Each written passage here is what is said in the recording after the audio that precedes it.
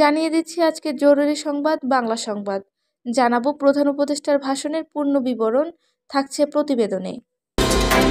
অন্তর্বর্তী সরকারের প্রধান উপদেষ্টা ডক্টর মোহাম্মদ ইউনূস রবিবার সন্ধ্যা ৭টায় তার নেতৃত্বে গঠিত সরকারের দায়িত্ব গ্রহণের ১০০ দিন পূর্তি উপলক্ষে জাতির উদ্দেশ্যে ভাষণ দিয়েছেন। বাংলাদেশ টেলিভিশন ও বিটিভি ওয়ার্ল্ড ভাষণটি সরাসরি সম্প্রচার করে। ভাষণের পূর্ণ বিবরণ তুলে ধরা হলো। প্রিয় দেশবাসী, শিশু, কিশোর, কিশোরী, তরুণ, তরুণী, ছাত্রছাত্রী, বয়স্ক, বৃদ্ধ, পুরুষ, মহিলা সবাইকে সালাম জানাচ্ছি। আসসালামু আলাইকুম। শুরুতে স্মরণ করছি মুক্তিযুদ্ধের লাখো লাখো শহীদ এবং গত জুলাই আগস্ট মাসে ফ্যাসিবাদের বিরুদ্ধে ছাত্র শ্রমিক জনতার অভ্যুত্থানে নিহত সকল শহীদকে। সবাইকে জানাচ্ছি আমার শ্রদ্ধেয় সালাম ও গভীর শ্রদ্ধা। আরও স্মরণ করছি তাদের, ফ্যাসিবাদী শক্তির বিরুদ্ধে লড়াই করে যারা আহত হয়েছে, পঙ্গুত্ব বরণ করেছে, চোখের দৃষ্টি হারিয়েছে, যারা ৯ দফা নিয়ে দাঁড়িয়েছে, যারা ১ দফা নিয়ে দাঁড়িয়েছে, যারা দেশকে এক হিংস্র স্বৈরাচারের হাত থেকে বাঁচিয়েছে। কৃতজ্ঞ চিত্রে স্মরণ করছি আপনাদের, আপনাদের ভাই বোনদের, আপনাদের সন্তানদের যারা এই বিপ্লবে অংশগ্রহণ করেছে। আমরা অন্তর্বর্তীকালীন সরকারের প্রথম ১০০ দিন অতিক্রম করলাম। আপনারা জানেন কি, কঠিন এক পরিস্থিতিতে আমাদের দায়িত্ব গ্রহণ করতে হয়েছে। ছাত্র শ্রমিক জনতার অভূতপূর্ব গণ অভ্যুত্থানের পর ফ্যাসিস্ট সরকার প্রধান পালিয়ে গেলে দেশ সরকার শূন্য হয় সাময়িকভাবে। পুলিশ প্রশাসন ও এ সময় সম্পূর্ণ নিষ্ক্রিয় হয়ে পড়লে উদ্বেগজনক এক পরিস্থিতির সৃষ্টি হয়। স্বৈরশাসনে বিপর্যস্ত এই দেশকে আমাদের সবাইকে মিলে পুনর্গঠন করতে হচ্ছে। জুলাই থেকে আগস্ট বিপ্লবের পর আমরা এমন দেশটি হাতে পেয়েছি যা সর্বত্র ছিল বিশৃঙ্খলা। স্বৈরশাসন টিকিয়ে রাখতে আইনশৃঙ্খলা বাহিনীকে জনগণের মুখোমুখি দাঁড় করিয়ে দেওয়া হয়েছিল। বিপ্লব চলাকালে প্রায় ১,৫০০ ছাত্র শ্রমিক জনতার শহীদী মৃত্যু হয়। আমাদের সরকার প্রতিটি মৃত্যুর তথ্য তদন্ত অত্যন্ত যত্নের সাথে জোগাড় করছে। এই বিপ্লবে আহত হয়েছে ১৯,৯৩১ জন। আহতদের জন্য ঢাকার ১৩টি হাসপাতাল সহ বিভিন্ন বিশেষায়িত হাসপাতালে চিকিৎসার ব্যবস্থা করা হয়েছে। প্রতিদিনের তালিকায় আরও নতুন নতুন শহীদের তথ্য যোগ হচ্ছে, যারা স্বৈরাচারের আক্রোশে শিকার হয়ে এই পৃথিবী ছেড়ে চলে গেছেন। প্রতিটি হত্যার বিচার আমরা করবই। জুলাই আগস্ট হত্যাকাণ্ডের বিচারে যে উদ্যোগ আমরা নিয়েছি তার কাজও বেশ ভালোভাবে এগিয়ে যাচ্ছে। পতিত স্বৈরাচার শেখ হাসিনাকেও আমরা ভারত থেকে ফেরত চাইব। কেবল জুলাই আগস্ট হত্যাকাণ্ডই নয়, আমরা গত ১৫ বছরে সব অপকর্মের বিচার করব। অসংখ্য মানুষ গুম খুন হয়েছে এই সময়ে। আমরা গুমের তদন্তে একটি কমিশন গঠন করেছি। কমিশন প্রধান আমাকে জানিয়েছে অক্টোবর পর্যন্ত তারা ১৬০০ গুমের তথ্য পেয়েছেন। তাদের ধারণা এই সংখ্যা ৩৫০০ ছাড়িয়ে যাবে।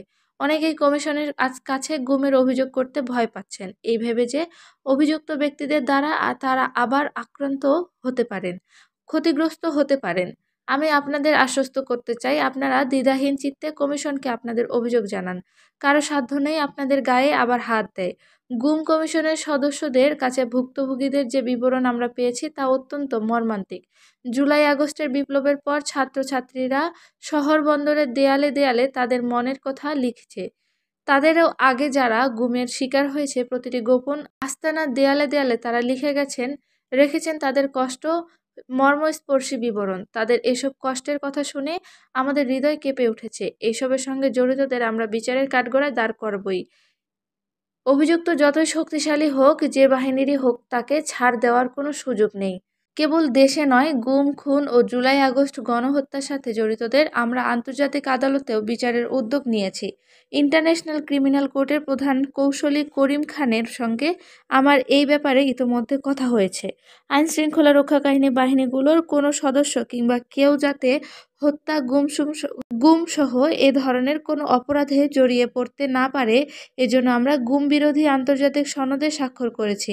আপনারা দেখছেন, জাতিসংঘের আন্তর্জাতিক মানবাধিকার বিষয়ক হাই কমিশনার ফলকার তুর্ক সম্প্রতি বাংলাদেশ সফর করেছেন। জাতিসংঘ জুলাই আগস্ট হত্যাকাণ্ডের তদন্তে আমাদের সহযোগিতার হাত বাড়িয়ে দিয়েছে। ডিসেম্বরের প্রথম সপ্তাহেই তারা আমাদেরকে তাদের রিপোর্ট হস্তান্তরের প্রতিশ্রুতি দিয়েছে। অতীতে গুমের ঘটনাগুলো তদন্ত কাজেও আমরা নিয়মিত তাদের সঙ্গে যোগাযোগ রক্ষা করে চলেছি। মানবাধিকার রক্ষায় সহযোগিতা করতে ঢাকায় তারা তাদের জনবল বাড়ানোর প্রস্তাব দিয়েছে। আমরা এই প্রস্তাব গ্রহণ করেছি। প্রিয় দেশবাসী, আমি আগেও জানিয়েছি, আবারও জানাচ্ছি, গণ অভ্যুত্থানে সকল শহীদদের পরিবারকে পুনর্বাসন করা হবে।